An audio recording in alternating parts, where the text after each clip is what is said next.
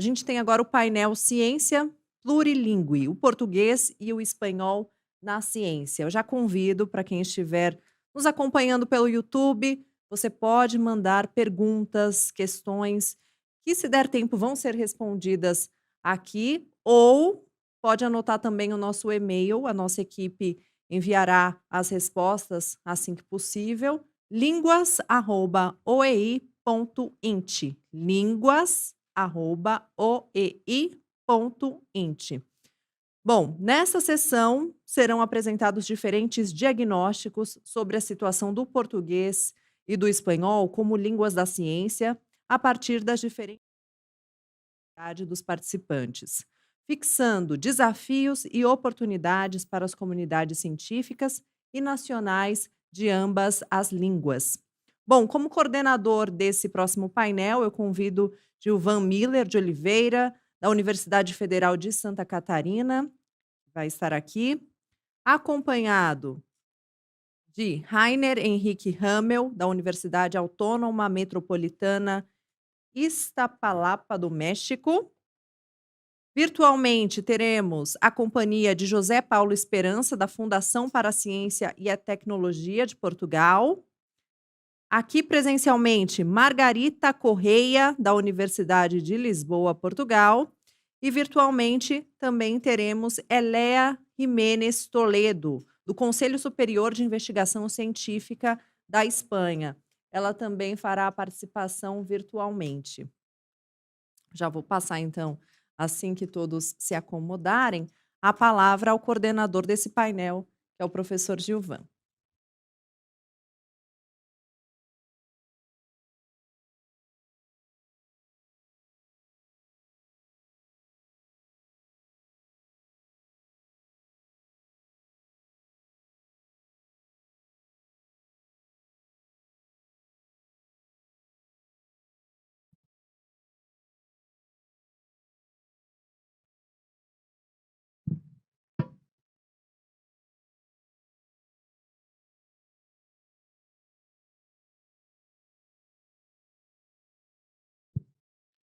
Muito bom dia, boa tarde, boa noite, boas horas. É um prazer, de novo, termos essa oportunidade de discussão. E eu gostaria, então, de agradecer ao relatório do Dr. Badilho, que nos traz muitos pontos de discussão referentes a esta área estratégica, que é a área da ciência e da sua produção, da sua circulação. E é claro que nós sabemos que a ciência é hoje um pivô estratégico para o desenvolvimento, muito especialmente da tecnologia e da inovação, que transforma as sociedades, as relações de trabalho, criando algumas contradições e eliminando outras, aprofundando ainda terceiras contradições. E é por isso que é notório que a geopolítica do conhecimento e a geoestratégia possível a partir de cada contexto se convertem em musculatura política para estados, para regiões, para empresas, neste mundo globalizado. Nossa função aqui, seguindo a consigna do Dr. Badilho, é colocar mãos à obra na compreensão da produção científica na nossa região e nas nossas línguas, e também analisar as possibilidades de futuro. Diagnóstico e soluções muitas vezes podem se confundir. Isso não é necessariamente negativo, mas faz parte do processo. Eu queria só frisar, antes de passar a palavra ao nosso colega Rainer Henrique Hamel, em primeiro lugar, que apenas cerca de 65 línguas do mundo, ou 1% das línguas do mundo, são usadas em sistemas de ensino superior. O Dr. Badilho frisou que grande parte da pesquisa é produzida nas universidades, portanto, a relação entre línguas acadêmicas e línguas científicas é uma conjuntura ou é uma estrutura para a nossa reflexão. E essas 65 línguas são ainda menos do que as 100 línguas centrais nomeadas ontem pelos nossos colegas Daniel Prado e Luiz Reto. Nesse sentido, sabemos que cada uma dessas línguas contribui para a diversidade epistemológica e discursiva, e mais do que isso, até estabelece uma ponte entre a produção científica e as sociedades que sustentam essa produção científica e que dela devem se beneficiar. Cada língua sendo uma ponte, é preciso, então, analisar a sua situação neste multilinguismo.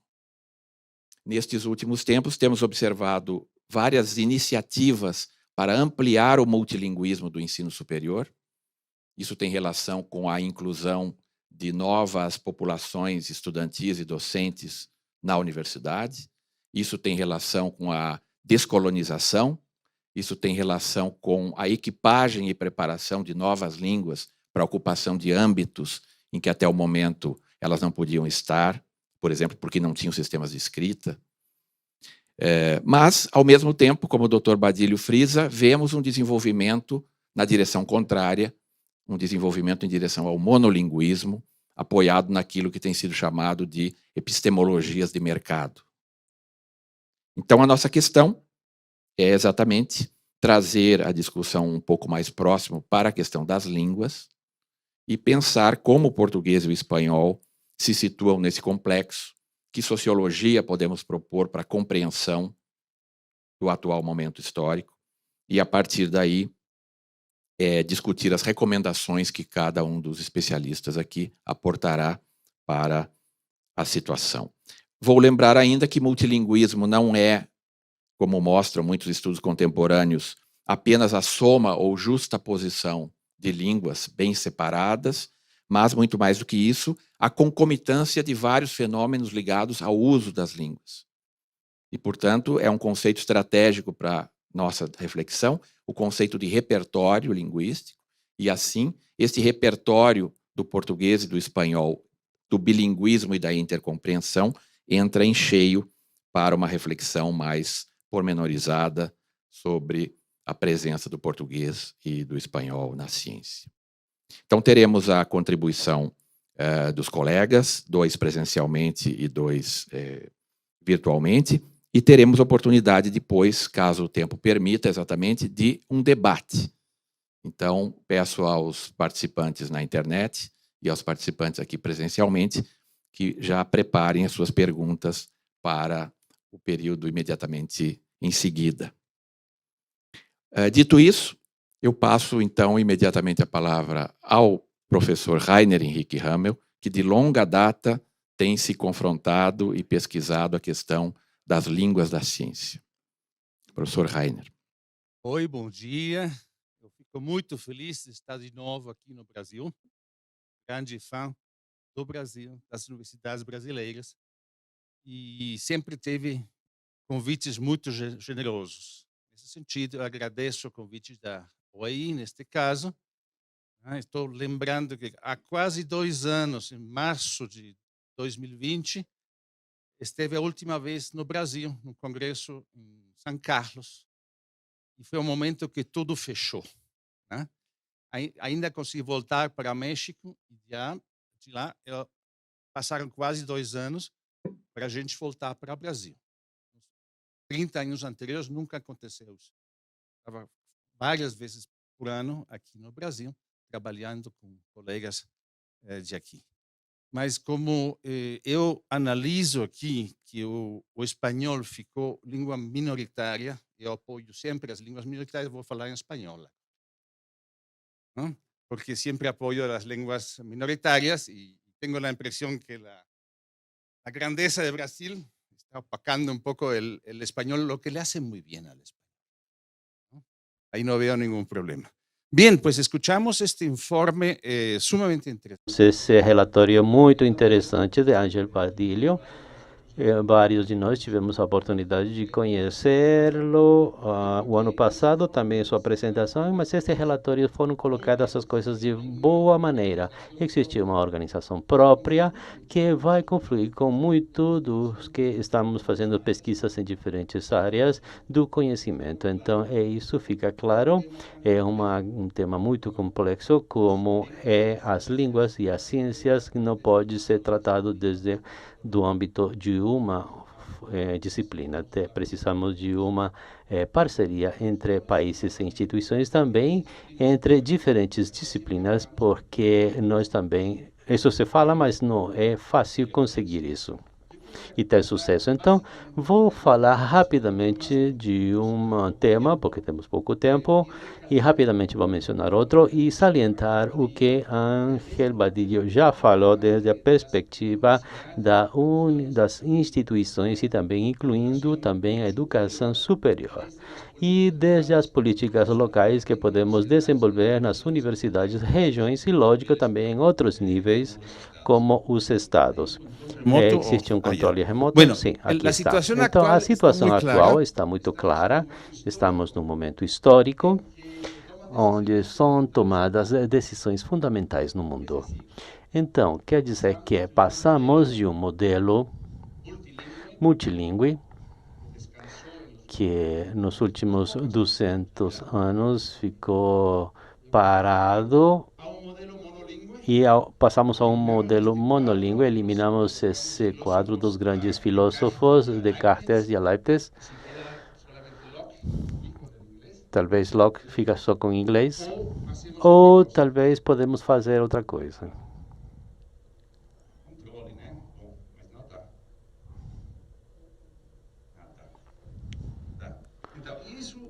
Então, onde o caminho nos leva? Para um multilinguismo limitado, que vai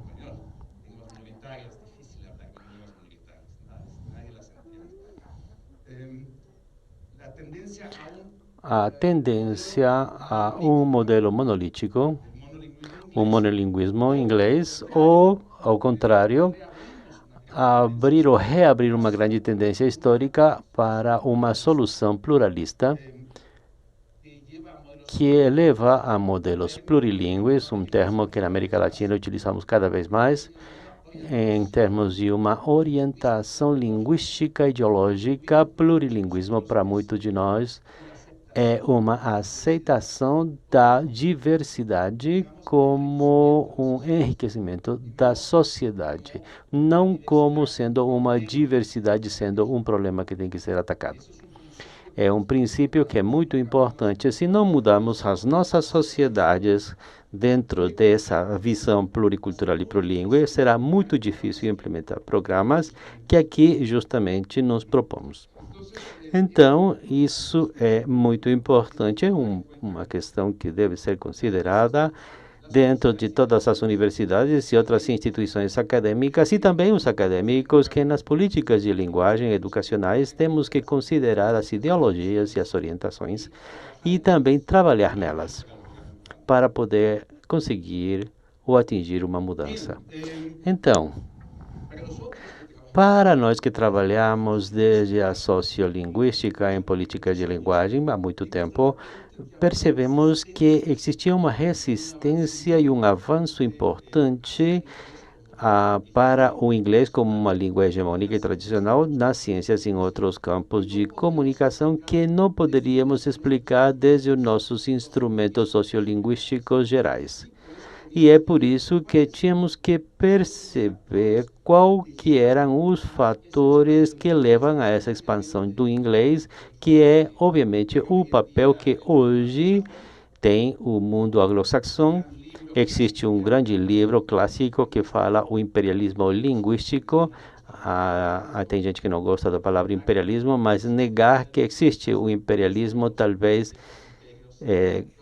de novos e velhos impérios, negar isso é como negar o que a Terra está se esquentando.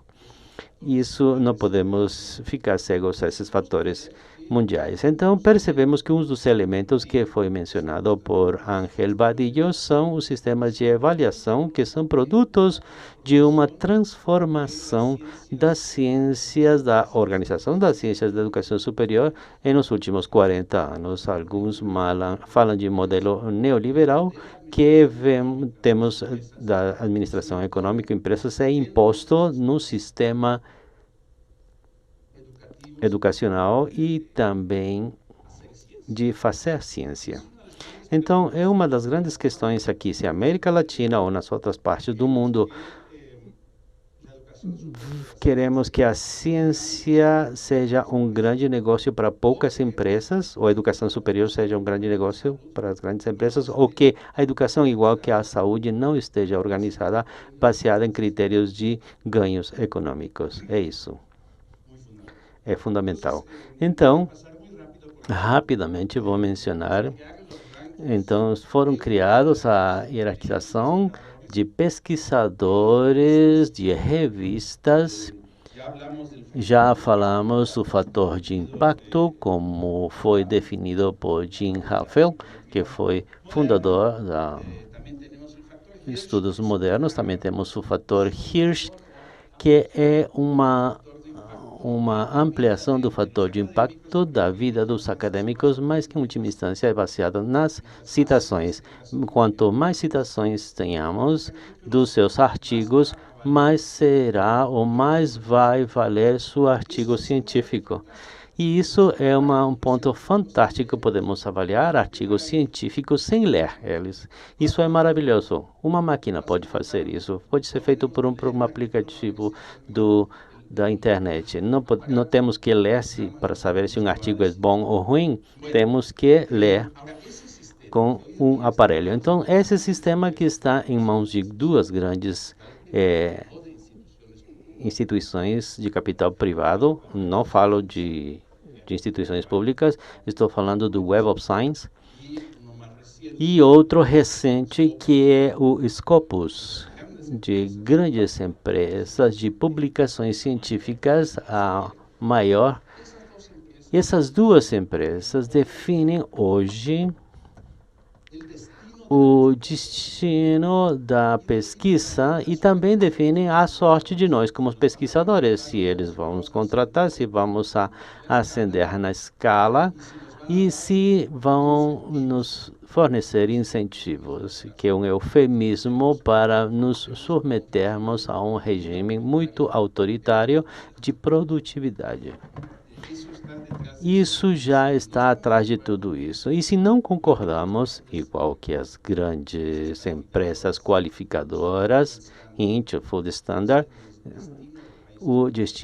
decidem o destino de países completos. Se não concordamos com isso, temos que ver como desde o setor público e governos legitimamente legitimados fazemos diferente.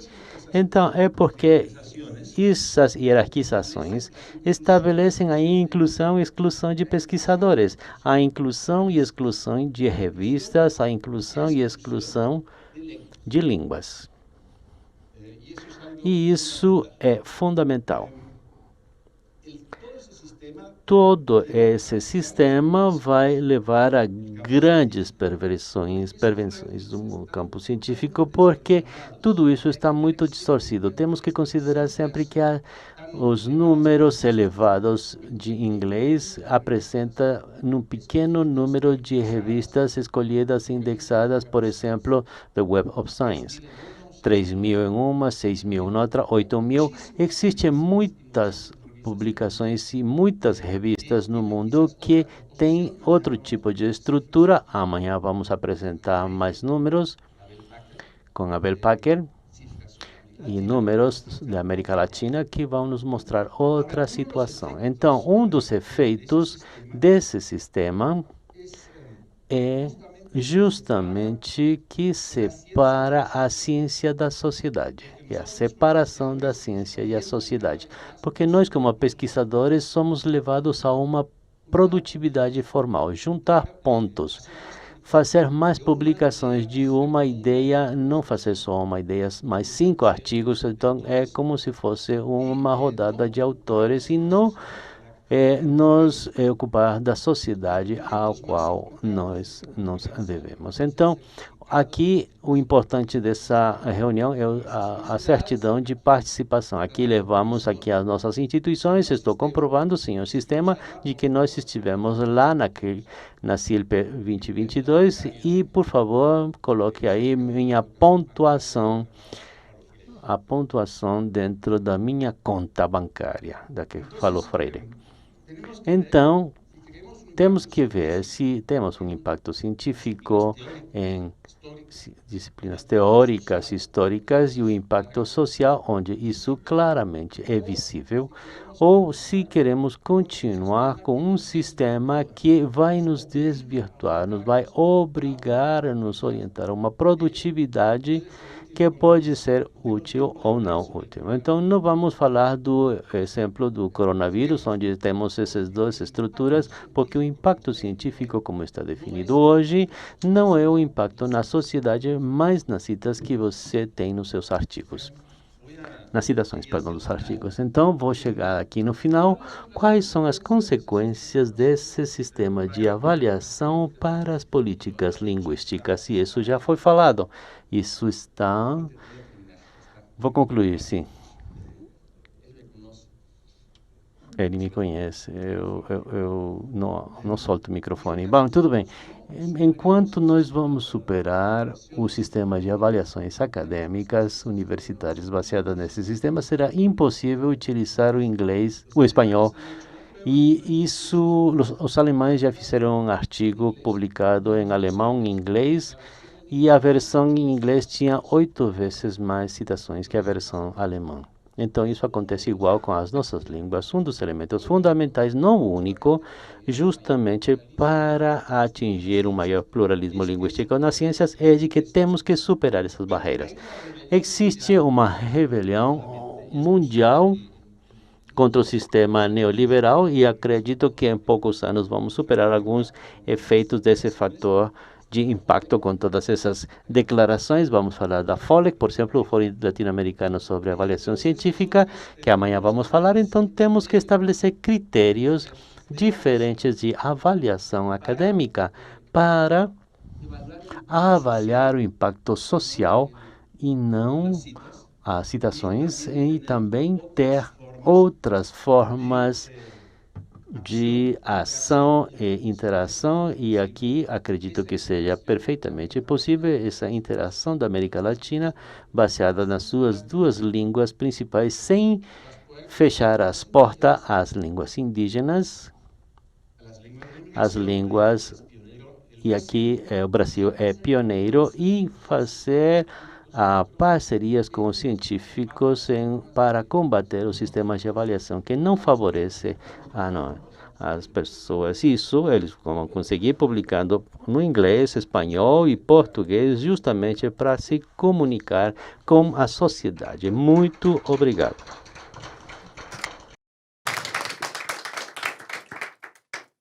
Muito obrigado, Henrique.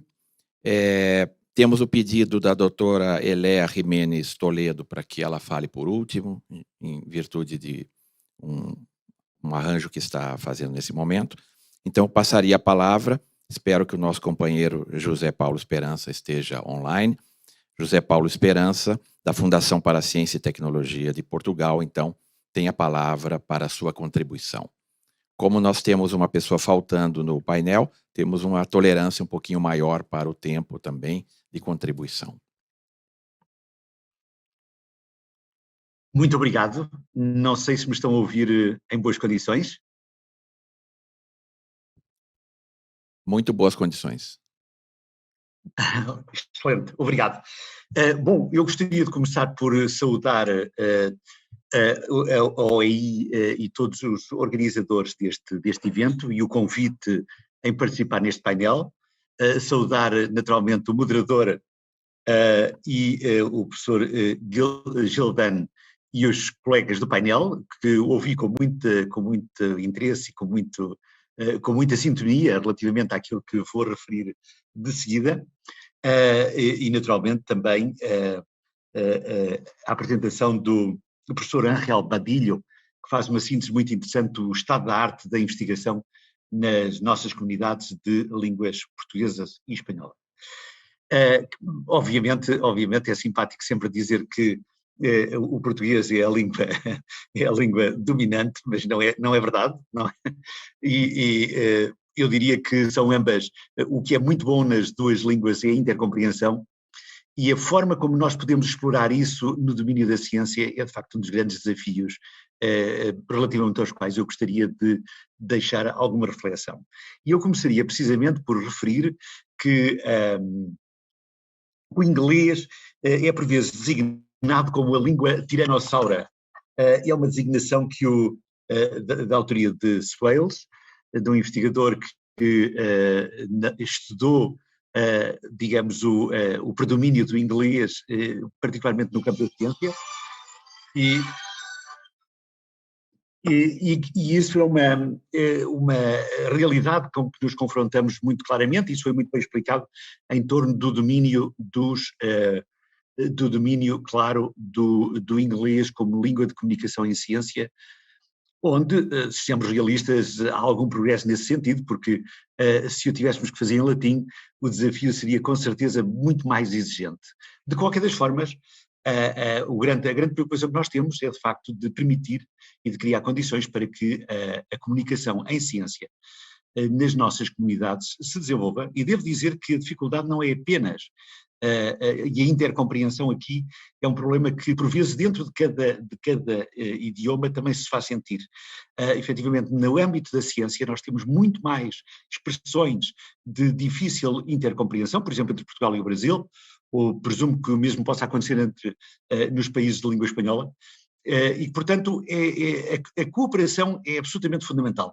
E eu gostaria de passar alguns slides, não sei se era possível avançarmos com os slides que eu tenho, precisamente para ilustrar essa dimensão que me parece muito útil. Ora, eu passaria ainda para o slide seguinte, por favor. E o primeiro que nós temos aqui é um estudo que é muito conhecido e que mostra como o português e o espanhol se tornaram línguas de ciência de uma forma, e se projetaram de uma forma muito significativa neste período que está aqui, que é entre 1960 e 2015, e em que esse estudo de Gradim e Pinheiro Naval, da Universidade da Beira Interior, é de facto uma análise muito interessante sobre as publicações ao nível dos grandes editores e das grandes referências que foram aqui referidas, mas em que o português praticamente não existia entre as 10 primeiras línguas, e hoje é número 6 no Science Citation Index e número 5 no Social Science Citation Index. E o espanhol é hoje a terceira língua de ciência neste campo. E se juntarmos o português e o espanhol, é um exercício que os autores também fazem, ficamos em segundo lugar, logo a seguir ao inglês, como a língua de ciência mais importante. Aliás, juntar o português e o espanhol não é algo assim tão absurdo, porque provavelmente a intercompreensão entre o português e o espanhol é hoje mais significativa do que, por exemplo, ao nível dos diferentes falantes de árabe contemporâneo, por exemplo, só para dar um exemplo. Mas gostaria de mostrar o slide seguinte, por favor, em que vemos que no campo do português, e naturalmente eu peço desculpa por isso, mas a minha intervenção vai se centrar mais na realidade portuguesa. Nós vemos que, como foi aqui referido, o gigante da produção científica é claramente o Brasil, na língua portuguesa. Portugal vem a seguir, e o que é interessante aqui verificarmos é que os restantes países de expressão portuguesa, nomeadamente em África, estão a emergir como, e serão seguramente no futuro, potências muito mais significativas do que são hoje, mas começa a haver trabalho de investigação muito interessante também nesses países, e o que é fundamental é fomentar a cooperação entre os diferentes países, entre os investigadores dos diferentes países. Ora, se pudéssemos passar para o slide seguinte, eu gostaria de mostrar a tendência que se verificou até agora.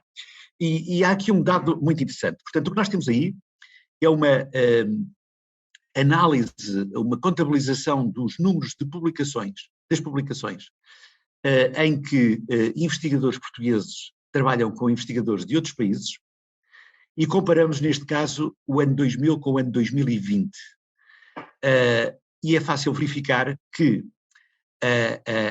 o parceiro mais importante para os investigadores portugueses em 2000 era claramente o Reino Unido, mas essa posição foi destronada pela Espanha, que é neste momento o parceiro mais importante dos investigadores portugueses. O Reino Unido passou para segundo lugar, mas uma subida ainda mais significativa é a colaboração com o Brasil, que passa de 8º para 4º parceiro dos investigadores portugueses em todos os domínios científicos. Eu daqui a pouco vou fazer uma análise um pouco mais detalhada por área científica, porque existem diferenças muito interessantes nessa matéria. Podíamos passar, por favor, ao slide seguinte, em que temos aqui a cooperação com os países de expressão portuguesa, sendo que a mais significativa é entre Portugal e o Brasil, como é aí referido, mas temos de facto uma projeção de outros países. No caso de Portugal, Moçambique é o parceiro mais importante. Obviamente ainda são incipientes, como notam as cores não azuis aí no topo dos retângulos, mas a verdade é que o nível de crescimento é muito significativo, como também é evidente neste caso na comparação entre 2010 e 2020. Eu gostaria agora de passar ao slide seguinte, por favor, onde vamos ter alguns dados relativos à colaboração por domínios científicos. O que aqui vou mostrar é a diferença entre as diferentes áreas científicas, ciências exatas e naturais, ciências da engenharia e tecnologia, ciências médicas e da saúde, agrárias e veterinárias, ciências sociais e humanidades e artes. Enfim, se pegarmos nessas 6 grandes arrumações da ciência, como sabemos, este debate é sempre um debate muito significativo, nós utilizamos muito o modelo de Frascati como fonte de inspiração e de normalização também destas classificações, mas eu gostaria de referir que nos quadros que vamos ver a seguir temos sempre a situação do peso relativo em termos de publicações das diferentes áreas científicas. Assim, no caso de Portugal, as ciências exatas e naturais produzem sensivelmente 36% de todas as publicações que são feitas, as ciências de engenharia e tecnologia 22%, médicas e de saúde 27% e assim sucessivamente. E vamos sempre comparar isso com o parceiro em questão. Por exemplo, aquilo que verificamos no caso do Brasil é que as parcerias entre Portugal e o Brasil são mais fortes na área das ciências exatas e naturais, superando aquilo que seria o peso natural dos 36%. Portanto, com o Brasil, são os nossos colegas das ciências exatas e naturais que têm um nível de cooperação mais robusto, enquanto que noutras áreas nós temos uma parceria mais modesta do que aquilo que é o seu peso relativo. Em todo caso, é interessante analisarmos as ciências sociais e as humanidades e artes, onde, como veremos daqui a pouco, o peso da língua é mais significativo e, surpreendentemente, mesmo aí, nessas áreas, temos menos cooperação do que temos, por exemplo, nas ciências exatas e naturais, o que é, de facto, curioso. Já agora eu gostaria de mostrar os outros países de expressão portuguesa, portanto, começando com Moçambique, que julgo eu, podíamos, por favor, mostrar o slide seguinte. E, portanto, no caso de Moçambique, aquilo que verificamos é que a cooperação, repito, ainda um pouco incipiente, mas que já começa a ter algum significado, sobretudo nas ciências médicas e da saúde, portanto é a área onde existe mais colaboração entre Portugal e Moçambique. É importante referir que existe um grande repositório de conhecimento em Portugal, também na área das doenças de foro da medicina tropical, que ainda não se perdeu totalmente e que pode ser muito explicativa desta cooperação que urge desenvolver. Podemos passar depois para o país seguinte, por favor, que é Angola. E, portanto, em Angola, as ciências médicas e de saúde são também importantes, mas, mais uma vez, as ciências exatas e naturais, como no caso do Brasil, têm um peso significativo. Portanto, são as duas maiores manchas que nós encontramos, reveladoras dessa cooperação. Ora, o slide seguinte tem uma colaboração com Macau, enfim, existe alguma tradição de cooperação com Macau. Macau também tem vindo a ser um centro universitário muito interessante, portanto, com a passagem da soberania para a China, Macau manteve ou reforçou até, eu diria, o seu peso universitário e, portanto, a cooperação tem vindo também a desenvolver-se entre Portugal e investigadores residentes em Macau, alguns também portugueses, mas de muitos outros países, e da China nomeadamente, e vemos que aqui a colaboração é essencialmente na área das engenharias e tecnologias. Portanto, um peso absolutamente significativo, que tem que ver com algumas parcerias e alianças específicas entre universidades e institutos politécnicos. Ora, o último slide nesta linha, por favor, é o de, peço desculpa, este é aquele de Macau. Bom, ok. O que temos agora é uma análise com base nas bolsas de doutoramento que temos a seguir, que temos vindo a financiar. Portanto, a Fundação para a Ciência e Tecnologia de Portugal financia muitos investigadores de outros países e, portanto, temos aí uma análise bastante interessante sobre a forma como esses financiamentos se repartem. O país, obviamente, onde temos mais investigadores a fazer doutoramentos em Portugal é o Brasil. Já é uma situação que se mantém já há bastantes anos. Depois temos a Itália e a Espanha.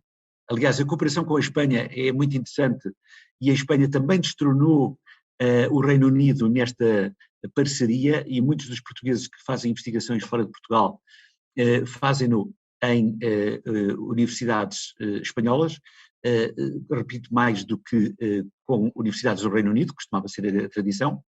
Depois vemos Moçambique, Cabo Verde, Angola e naturalmente países europeus, os Estados Unidos, França, etc., de onde também são oriundos alguns dos investigadores apoiados por Portugal, mas já a um nível mais reduzido. E gostava agora de dar uma imagem um pouco diferente, que vem no slide seguinte, por favor, em que, em primeiro lugar, temos aqui a repartição do peso científico das diferentes áreas. Portanto, este gráfico reflete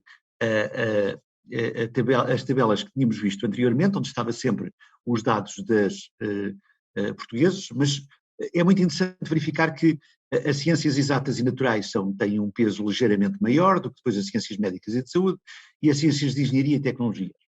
Isto é a realidade da produção de investigadores portugueses, essencialmente em língua inglesa, nas grandes revistas, nas revistas internacionais, foram aqui referidas. Portanto, isto são dados, os que temos visto até aqui, da Web of Science. Já agora comparemos com aquilo que é a produção em português e na nossa língua, que vem no quadro seguinte.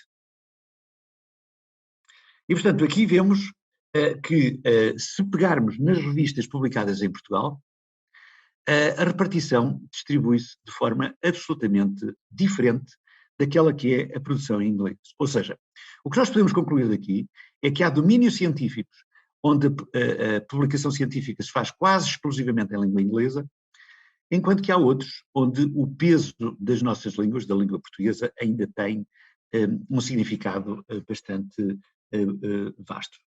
E quais são essas áreas? São as ciências sociais, em primeiro lugar. Vejam, as ciências sociais que têm aí um peso de muito mais de um terço, portanto têm um peso muito significativo. E depois as ciências da saúde, onde a produção também ainda é feita muito em termos das revistas. Portanto, estas são as áreas onde as revistas, digamos, baseadas em Portugal, têm um peso significativo. Mas note-se, e isto temos no quadro seguinte, que apenas 63% da produção que é feita baseada em Portugal é em língua portuguesa, sendo que o inglês representa 29%, até porque muitas das revistas científicas publicadas em Portugal são bilíngues ou trilíngues. É interessante também referir que o espanhol é também uma das línguas muito utilizadas. Vemos ainda uma presença do francês, mas já muito residual, mas no fundo as publicações que são feitas em Portugal são feitas em português e em inglês e espanhol. São estas as três línguas que são de facto utilizadas, mas vemos como correspondem e têm peso em certos domínios científicos, mas menos noutros, como podemos verificar aí. Já agora gostava de passar para o slide seguinte, por favor. E temos aqui algumas iniciativas que são interessantes e alguns estudos que estão a ser feitos. Nomeadamente tivemos uma Conferência Europeia das Humanidades foi realizada em Portugal e, digamos, muitos destes temas foram também abordados e aflorados nessa conferência, e há aqui um trabalho muito interessante que é meramente ilustrativo e com um vídeo absolutamente apaixonante, que é o Woman Art, Mulheres, Artes e Ditadura, os casos de Portugal, Brasil e países africanos de língua portuguesa, que também gostava de trazer e de referenciar agora nesta breve apresentação. Estou mesmo quase a terminar, gostava de passar para o slide seguinte, por favor, e gostaria de, enfim, identificar as fontes que são absolutamente fundamentais nesta matéria, o Cielo e a Latin Index, que são instrumentos muito importantes para a consolidação do português como língua de ciência. Temos que reforçar claramente estes repositórios, temos que reforçar os registros e a visibilidade das nossas revistas e das nossas publicações, dos nossos cientistas. E já agora eu gostava de passar para o slide seguinte, onde temos uma perspectiva que é muito interessante, é de que o tema que estamos aqui a discutir pode ser um tema de investigação muito interessante. E nesse aspecto fomos identificar aqui as unidades de investigação que se preocupam particularmente com este tema das políticas públicas e do multilinguismo, e particularmente da lusofonia, no caso da língua portuguesa, que são, como vemos, desde o Instituto de Trás-os-Montes e Alto Douro, a Universidade de Trás-os-Montes e Alto Douro, Coimbra tem investigações muito fortes nestas áreas, o ISCTE, o Politécnico de Bragança, na área da agricultura, está muito focado também na partilha de conhecimentos nestas áreas, e, portanto, o reforço da cooperação entre os países de língua portuguesa e de língua espanhola são questões absolutamente fundamentais. Eu gostaria só de finalizar dizendo que, claramente, algumas conclusões que é fácil extrair de todos os estudos que são feitos nestas matérias é de facto a intercompreensão, o fomento da intercompreensão e da cooperação com a língua espanhola, entre a língua portuguesa e a língua espanhola, o reforço das publicações e, claramente, a mudança de incentivos utilizados pelas universidades no sentido de reconhecer o trabalho, a valia do trabalho académico, em que o predomínio de uma publicação em inglês é avassalador, e isto tem que deixar de ser assim, mas para isso é fundamental que, como foi aqui referido, nós tenhamos uma comunidade suficientemente numerosa e suficientemente avançada para que as citações e o impacto das publicações nas nossas línguas seja, pelo menos, semelhante àquele que é a publicação em inglês. Mas estas eram algumas notas que eu gostaria de deixar para alimentar este debate, e muito focada neste aspecto específico da cooperação no campo da ciência, das diferentes ciências. Muito obrigado.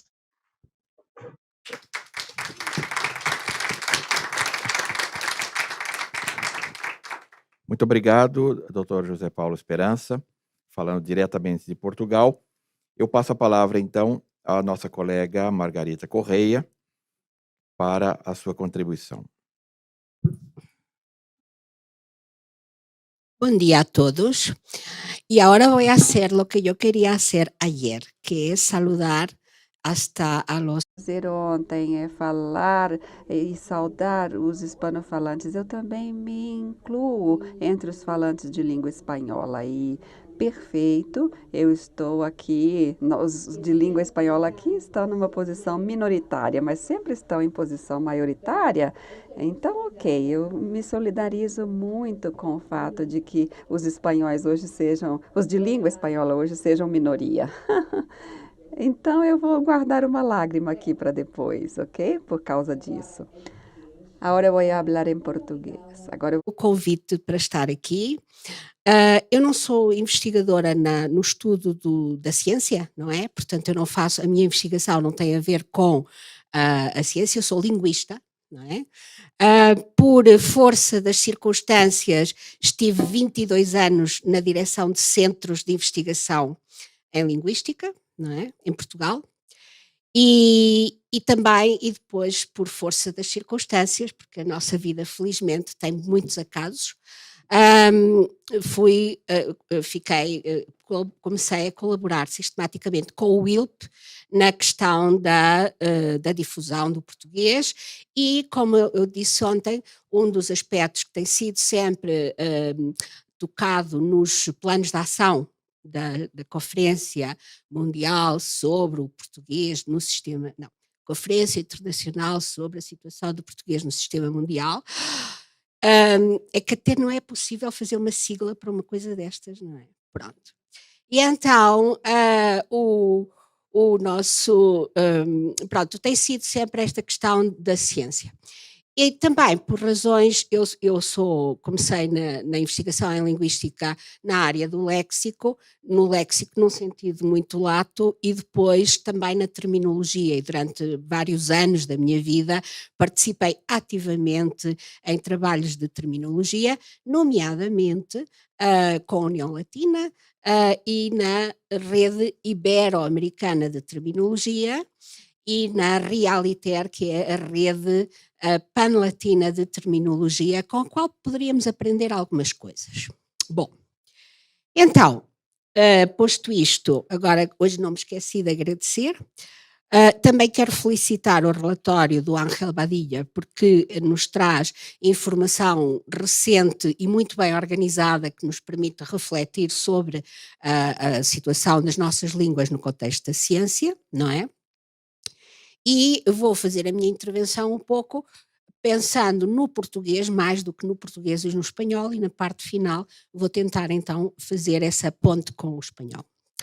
Antes de mais, nós temos um problema no espaço de língua portuguesa, temos um problema amontante, que é literacia. Porque para haver literacia científica, primeiro tem que haver literacia. Mas não é isto que nos traz aqui, pronto. Mas fica aqui sempre, nós parece que estamos a construir castelos nas nuvens e depois quando chover esses castelos vão inevitavelmente cair-nos na cabeça, não é? Bom, há uma outra coisa, também por outro lado nós temos que ultrapassar preconceitos.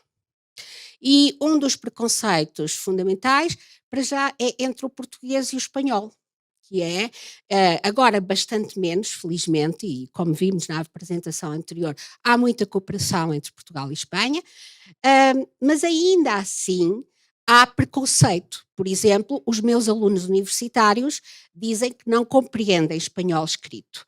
E os alunos espanhóis, ou hispanohablantes, também me dizem que não compreendem português escrito, o que acho uma coisa um pouco estranha. Bom, depois há outro preconceito que temos que ultrapassar, que é a língua portuguesa é o português, ponto. E, portanto, está na altura de, paulatinamente, nos fixarmos naquilo que nos divide e passarmos a fixar-nos naquilo que nos une.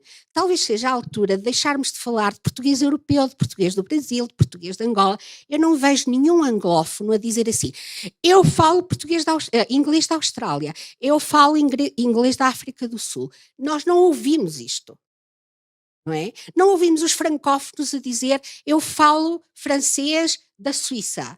Não, eles falam francês, ponto. E nós falamos português, ponto. E aí podemos aprender com a comunidade de hispanohablantes que falam espanhol, ponto. Eu com o meu espanhol da Venezuela, não é? Entendo e faço-me entender em todo o espaço. E com o meu espanhol e com o meu português de Portugal, entendo e faço-me entender em todo o espaço comum, não é? Portanto, esta é uma questão. Ainda me preocupa mais que nós façamos estas distinções na área da ciência, porque supostamente os cientistas, as pessoas das ciências, as pessoas que têm educação superior e fazem ciência, devem ser capazes de ler melhor do que o resto dos mortais. E, portanto, espanta-me quando me dizem que há problemas de intercompreensão entre um texto brasileiro e um texto português. Espanta-me muito. Também, outra coisa que nos tem barrado muito o caminho, e, portanto, mais um aspecto em que esta história das normas diferentes tem barrado o nosso caminho, é a questão da mobilidade dos alunos. Quer dizer, nós, para já, mobilidade no espaço da CPLP é uma coisa que se deseja, mas que ainda está longe de existir, não é? Mas um dos grandes problemas à mobilidade dos alunos no espaço da CPLP, desculpa, eu estou assim um bocadinho tensa, se estou a falar muito alto e muito animada, desculpem, se queremos ter mobilidade, temos que dar oportunidade a que as pessoas, dentro do espaço da língua portuguesa, possam usar a sua variedade de língua portuguesa. Não só que Portugal aceite e não recuse, por exemplo, dissertações e teses porque estão escritas em brasileiro, não é? E vice-versa. Também me irrita muito quando editoras brasileiras me obrigam a traduzir os meus textos, e às vezes quando eu não traduzo, traduzem eles e eu depois não posso mostrar aquele texto em lado nenhum porque tenho muita vergonha, não é? Porque fica muito mal. E, portanto, também é recíproco. E isto, com os países africanos, a mesma coisa. Bom, também há uma coisa que nós temos que pensar no nosso espaço da língua portuguesa, que é, fala-se muito no digital, o digital é que é bom e tal, e não sei o quê. Mas a verdade é que, ainda ontem, ficámos a saber que 30% das pessoas do nosso mundo não têm acesso à internet. E os estudantes em Guiné-Bissau ou em Moçambique, que têm a sua escola à sombra de uma árvore, muitas vezes, e não estou a fazer anedota, não estou a fazer uma caricatura, é verdade, não é? Em alguns locais a escola é à sombra de uma árvore, ou então é com um barracão com uma placa por cima para fazer sombra, não é? Nós temos que fazer circular o conhecimento em português, e estou a falar só de português, mas para o espanhol acho que também se aplica, em português escrito.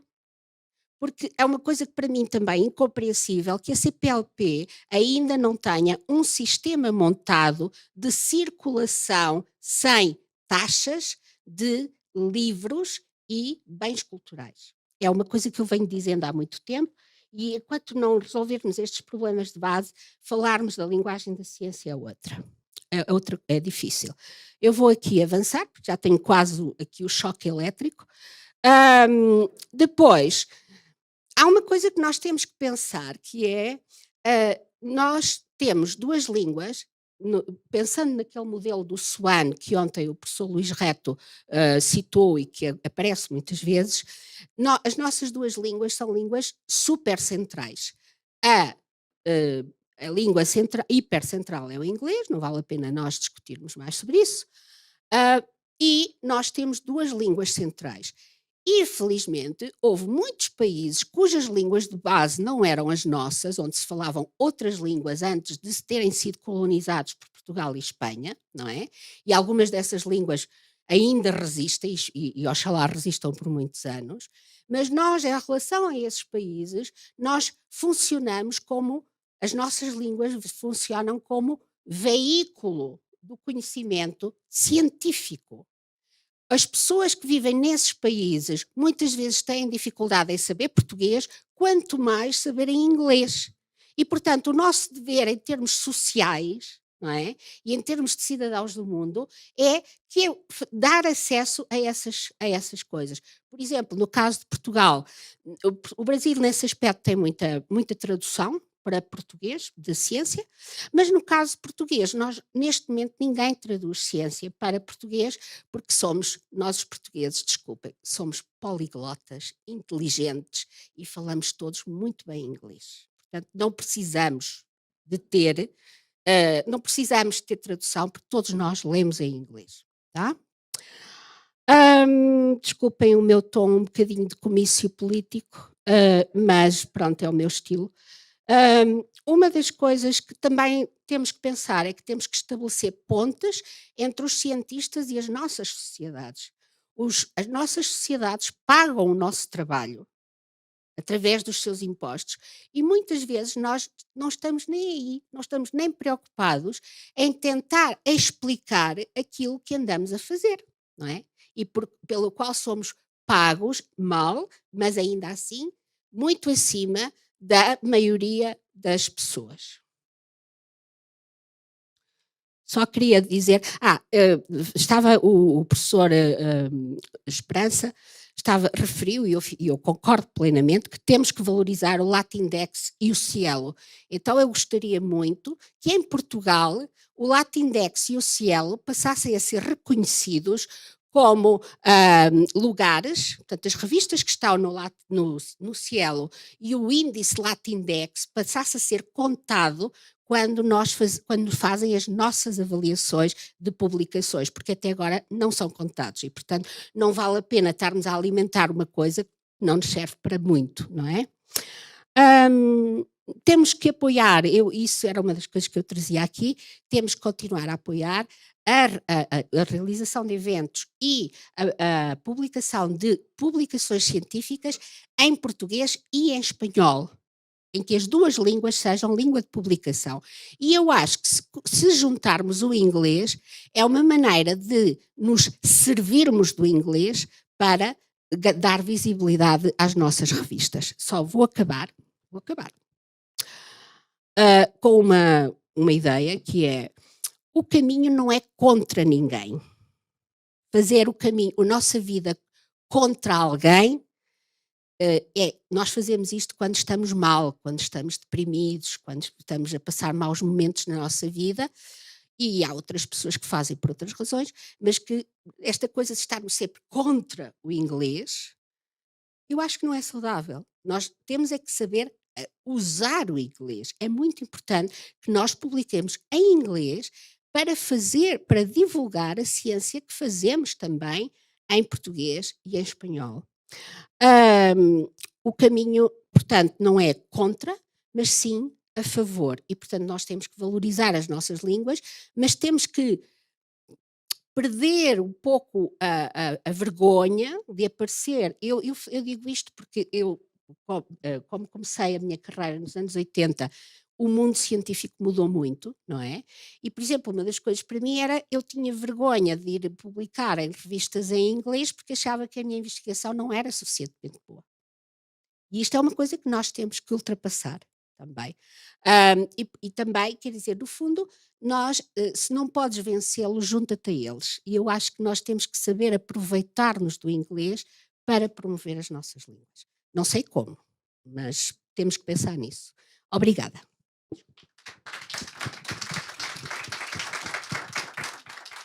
Muito obrigado, doutora Margarita. Muitos pontos para reflexão. E convido, então, como última contribuição do nosso painel, a doutora Elea Jiménez Toledo, para nos aportar ideias para pôr as mãos às obras nesta área. Doutora Elea. Buenos días. Muchas gracias, Iván. Gracias a hoy por invitarme a participar en esta sesión. Essa sessão, em princípio, eu vou me centrar aqui no tema da sessão que fala especificamente as oportunidades e desafios para o português e o espanhol dentro da ciência.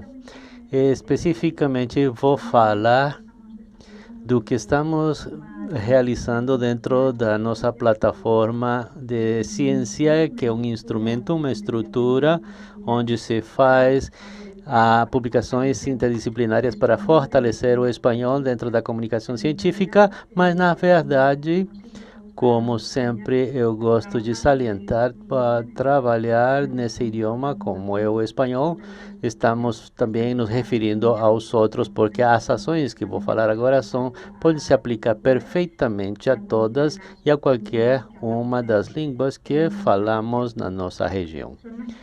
São ações que, por um lado, a maioria das instituições, do Instituto Cervantes, por exemplo, pelo trabalho que estamos desenvolvendo no Instituto Cervantes, e que de alguma forma estão centrados dentro do entorno digital,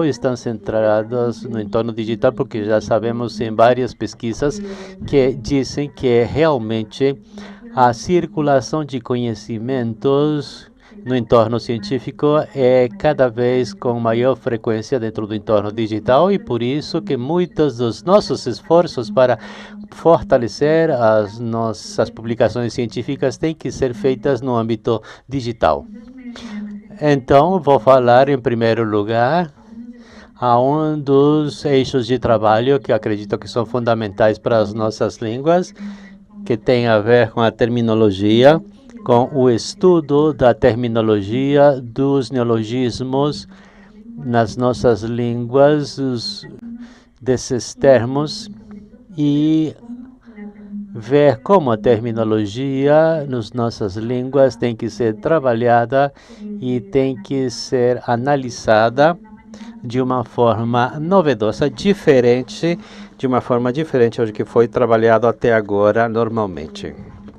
Estamos falando de, por exemplo, de procedimentos que seriam extração de termos dos corpos de literatura científica que vão permitir analisar e aplicar neologismos e que sejam validados com especialistas de diferentes áreas e analisados linguisticamente e depois, e isso não é uma questão de menor importância, levar essa terminologia ao entorno digital, levar essa tecnologia porque vai ser dado um formato aos termos desses análises terminológicos que estão sendo concebidos desses formatos que sejam interoperacionais para que possam estar dentro da rede e que possam ser utilizados por diferentes tipos de usuários. Isso implica que quando um usuário normalmente vai à rede a procurar literatura científica e conteúdo científico, também possa procurar com os termos em português e em espanhol, que representam a busca que ele tem que fazer e possa recuperar de uma forma eficiente, e os termos vão levar a concluir as suas pesquisas e dentro de todo o produzido na nossa região. Então, o trabalho em terminologia também permite uma recuperação de terminologia relevante, mas também ajuda aos buscadores automáticos que as buscas sejam cada vez mais precisas e também as traduções têm que ser mais precisas. E isso é importante, devemos trabalhar e fazer que as nossas línguas sejam bem traduzidas e para que essa informação seja importante dentro dos termos utilizados nas diferentes áreas. Isso seria uma linha de trabalho que eu acredito que vai fortalecer as nossas pesquisas e as citas científicas, ou aqueles documentos que contêm informação científica na net. Dentro também da agenda da OEI, e por questão dos mandados governamentais, estamos nos alinhamentos de trabalho para proteger o bilinguismo. Por um lado, estamos trabalhando, e isso acho que é importante, de tudo que já foi escutado nessa sessão, falando da ciência que possa mostrar um panorama maior e melhor da produção científica da região através de publicações nacionais e internacionais, onde tem todas essas publicações científicas centrado no português e no espanhol, e isso representa um esforço para poder fazer visíveis os dados e os números da produção científica que normalmente não se percebe nas estatísticas internacionais. E nos relatórios internacionais, normalmente estamos falando de porcentagens de presença das nossas línguas em fontes regionais, mas não esses dados, de alguma forma, não permitem visibilizar a produção científica nacional e que não temos sistemas de informação completos que possam permitir ter uma visão completa e precisa do que o que estamos publicando os acadêmicos das diferentes áreas nacionais e utilizando as nossas línguas. Isso é importante dentro da área de humanas e ciências sociais e na questão dos livros, por exemplo, os humanistas e publicamos de livros acadêmicos e algumas estatísticas, algumas pesquisas feitas permitem detectar que mais ou menos os 60% da publicação humanista é feita através de livros ou capítulos de livros e vemos que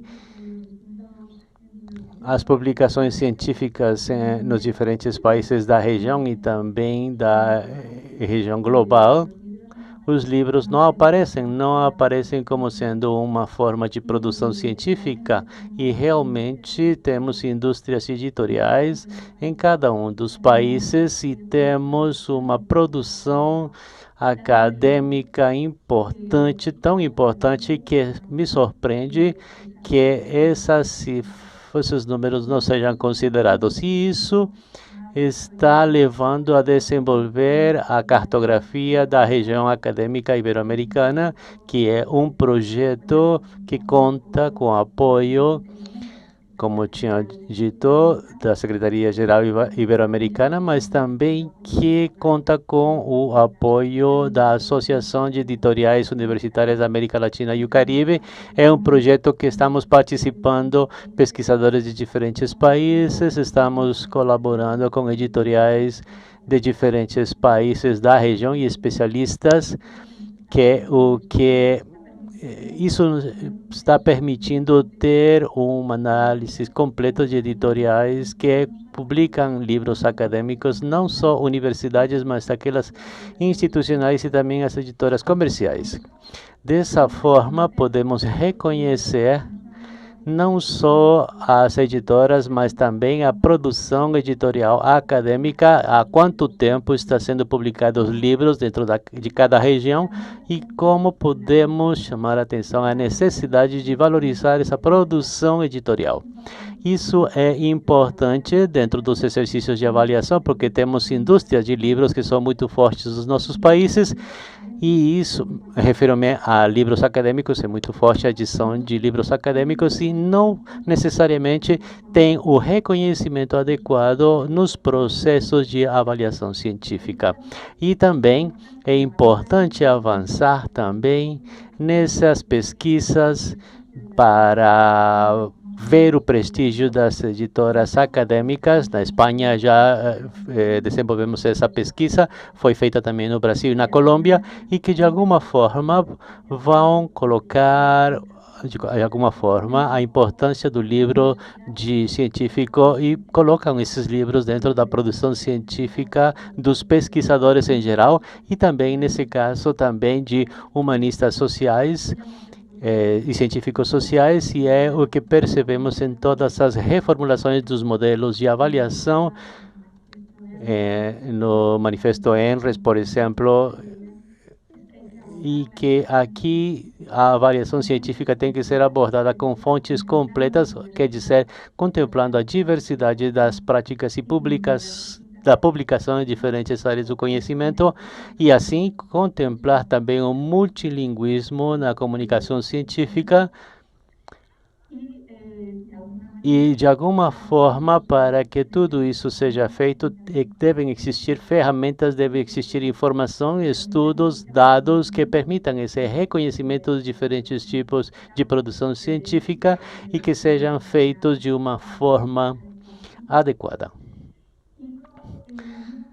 E existe também uma questão aqui que apareceu em alguma das apresentações dos meus colegas da mesa, que tem a ver com a transferência, o impacto social da ciência, da forma como os pesquisadores podem levar o conhecimento científico à sociedade, não tanto para a sociedade no seu grande conjunto, mas determinados setores que pode ser indústria, empresas, associações, fundações, que precisam de os nossos resultados de pesquisa e que possa se beneficiar dos nossos resultados de pesquisa. Essa transferência de conhecimento, essa transferência de resultados à nossa pesquisa, que vai da academia à sociedade, é feita de diferentes formas,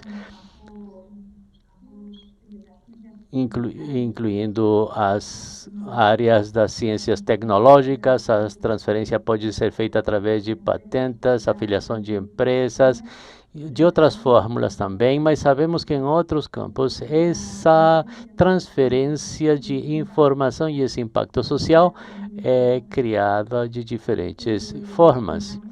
No 2018, a agência de acreditamento espanhol teve uma iniciativa para transferência e que realmente reconhece os pesquisadores, a sua capacidade de transferir resultados das pesquisas a diferentes setores da sociedade, não só a capacidade de publicar ou impactar com sua publicação em outros pesquisadores na academia, mas a capacidade de transferir essas pesquisas a outros setores. Então, esse exercício de avaliação que a ANECA fez em 2018, também tivemos oportunidades de analisar dados e ver como se produz essa transferência nas diferentes áreas de conhecimento.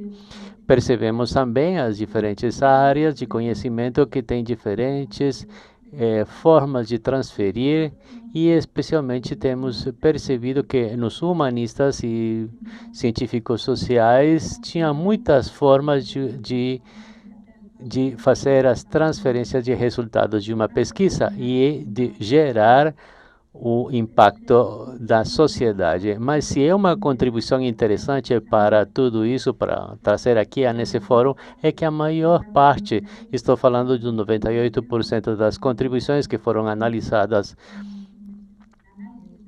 nessa transferência de conhecimento científico, percebemos que o espanhol é o idioma que se utiliza para transferência. E isso nos leva a uma ideia fundamental, que as línguas de cada país, de cada região, são importantes não só para a comunicação entre científicos, mas também importantes para transferir esse conhecimento à sociedade. E nesse sentido, acredito que é muito importante reivindicar a mensagem de que a nossa língua, nossas línguas devem ser protegidas em nossos artigos, na comunicação científica entre pares, mas também na comunicação científica que as fazemos à sociedade, porque a forma que temos de levar os nossos resultados de pesquisa e que sejam realmente úteis para a sociedade e para o propósito das pessoas. E isso assim, temos que utilizar as nossas línguas e reconhecer as nossas línguas como ferramentas de essa divulgação científica. Então, atingimos esse nível, pois temos muitas ideias, são ações concretas de proteção, nesse caso do espanhol, mas podemos também fazer a leitura do multilinguismo dentro da comunicação científica e acredito que todos os países tenhamos a capacidade de cuidar todas essas dimensões e estando cientes do impacto para poder cuidar as nossas línguas e incluí-los na nossa agenda. Então, estou aqui. Se alguém tem alguma pergunta, estou à sua disposição. Muito obrigado a todos. Muitas gracias, doutora Elia. Chegando ao fim das contribuições, faço um pequeno resumo das falas para arredondar. Creio que não teremos tempo para perguntas dessa vez, mas lembro que amanhã teremos o segundo momento desta discussão sobre a ciência e, portanto, espero que possamos discutir nessa ocasião. Nesta ocasião, o professor Henrique Hamel trabalhou com uma dicotomia entre o público e o privado, entre o multilinguismo e o monolinguismo, para chegar num ponto muito importante, que é o dos modelos excludentes e includentes, ou inclusivos, da produção científica, que é, no fundo, o que nos toca de forma mais dura, porque implica no modo como as nossas sociedades são implicadas no processo científico, nos seus benefícios, no seu financiamento e na sua produção. Nos traz uma boa nova na finalização da fala dele, dizendo que há uma revolta em curso contra esta situação, portanto, há uma insatisfação do modelo vigente dominante e, portanto, aí abrem-se portas para uma transformação em várias direções. O Dr. José Paulo Esperança nos trouxe dados muito interessantes sobre o crescimento da ciência em português e espanhol. Isso ajuda a eliminar preconceitos de que a produção em português e espanhol é pequena. Não é. De que é decrescente. Não é. É crescente, né? E ainda nos aportou dados importantes sobre como, então, as comunidades científicas se relacionam, como é que circulam dentro da língua portuguesa, nos diversos países que a falam, e também entre os países de língua portuguesa e os países de língua espanhola. Interessante o seu dado de que na produção científica de Portugal se distingue fortemente o que é feito em inglês e português, numa espécie de distribuição complementar, que vai no sentido do que a professora Margarita disse depois, que nós não estamos aqui para lutar contra o inglês, mas para entender e aproveitar as oportunidades dos repertórios linguísticos para promover a inclusão dos povos de língua portuguesa e de língua espanhola nos benefícios da produção científica a partir deste diálogo entre academia e sociedade que foi muito frisado pela doutora Hélia. A doutora Margarita também apontou para a necessidade de eliminação de preconceitos, que muitas vezes funcionam como barreiras tão poderosas quanto a barreira econômica ou a barreira da língua. E explicitou alguns desses preconceitos que, digamos assim, circunscrevem ou fragmentam as nossas línguas em unidades menores, evitando o diálogo profícuo entre as comunidades acadêmicas dos nossos países. Lembrou muito oportunamente que o inglês, apesar do dito, é também uma barreira para muitos dos nossos pesquisadores e para muitos dos nossos concidadãos. É uma dificuldade muito grande para os pesquisadores chegar a um nível de apropriação do inglês capaz de competir nas publicações internacionais, e isso não poderia de maneira alguma ser um motivo de silenciamento da ciência produzida nos nossos países, que, como a doutora Margarita frisou, não é de qualidade inferior a qualquer outra fonia. Finalmente, a doutora Hélia nos apontou algo que eu chamaria especialmente atenção e que me parece uma constante nesta discussão, desde o relatório do Dr. Badilho, que a ciência do século XXI é uma ciência muito preocupada com a construção de infraestruturas, muito mais do que a construção das belas e elegantes teorias do século XX. Nós estamos hoje muito mais conscientes de que a ciência tem um envolvimento direto na produção de resultados via infraestruturas. Não é só a Rota da Seda, que é uma infraestrutura, também a cartografia da edição, que a doutora Hélia descreve, que mostra a insuficiência dos dados sobre o livro acadêmico em português e espanhol e a necessidade de termos aí um banco poderoso para a circulação deste material. Lembrando a fala da doutora Margarita de que muitos dos nossos concidadãos não têm acesso à internet e, portanto, o material escrito continua sendo de grande relevância. E aqui frisamos a necessidade de suprimir barreiras de circulação ao livro acadêmico no espaço da CPLP e no espaço da UEI.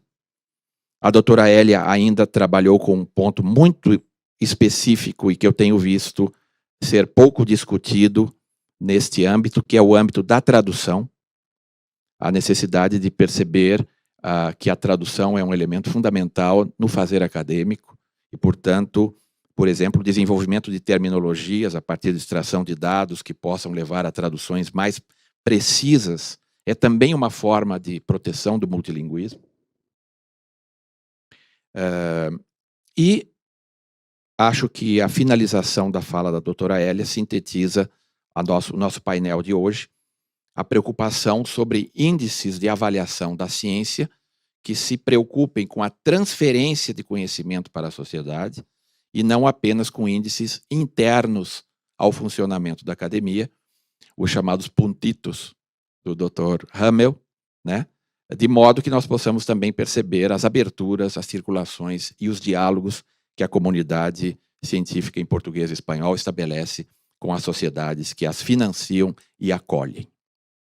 Então, termino aqui o nosso painel. Agradeço muitíssimo a doutora Hélia, a doutora Margarita, o doutor José Paulo Esperança e o nosso colega Rainer Henrique Hamel pelas contribuições. Agradeço a todos que estiveram aqui compenetrados, anotando e pensando em soluções para esta grande questão. E encerro o painel convidando-os para estar amanhã na continuidade do painel e na continuidade das discussões. Muitas graças.